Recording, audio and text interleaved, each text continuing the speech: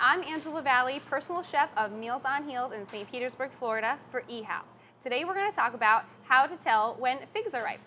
Now, fresh figs usually appear in the produce markets in late June with a season that lasts until early fall. The first to arrive on the market are black mission figs. Later are green figs.